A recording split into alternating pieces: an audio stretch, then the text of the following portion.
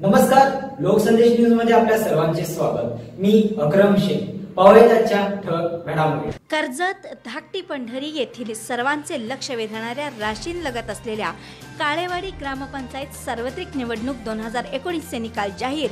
आईसाहेब युवा ग्रामविकास आघाडीचा विरोधकांवर दणदणीत विजय। सर्वांचे लक्ष वेधणाऱ्या कर्जत तालुक्यातील राशीन लगत काळेवाडी ग्रामपंचायत सार्वत्रिक निवडणूक 2019 संपन्न झाली। आईसाहेब युवक ग्रामविकास आघाडीने विरोधकांवर दणदणीत विजय मिळवलेला आहे। राशीन लगत असलेल्या काळेवाडीला शेतकरी ग्रामविकास पॅनलचा बालेकिल्ला समजला जात होता।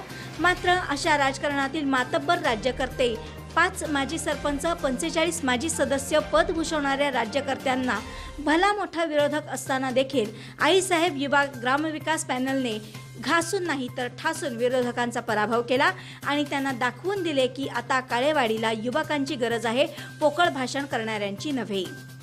विजयानंतर पारंपरिक पद्धतीने धाकटी पंढरीचे ग्रामदैवत श्री संत सद्गुरू गोधड महाराज तसेच राशीन येथे आई जगदंबेचे दर्शन घेऊन विजय उत्सव साजरा करण्यात आला।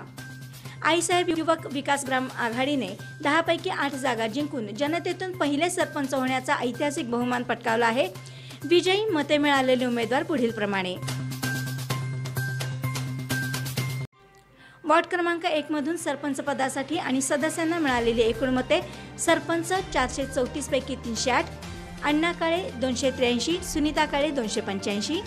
वार्ड क्रमांक 2 मधील पुढील प्रमाणे: 310 पैकी 187, ज्ञानेश्वर गाडे 196, विकास काळे 196, सखोबाई भिताडे 166। वार्ड क्रमांक 3 मधून सरपंच 333 पैकी 166, सचिन बर्डे 180। लोकसंदेश न्यूज साठी कर्जतहून धनंजय निंबाळकर।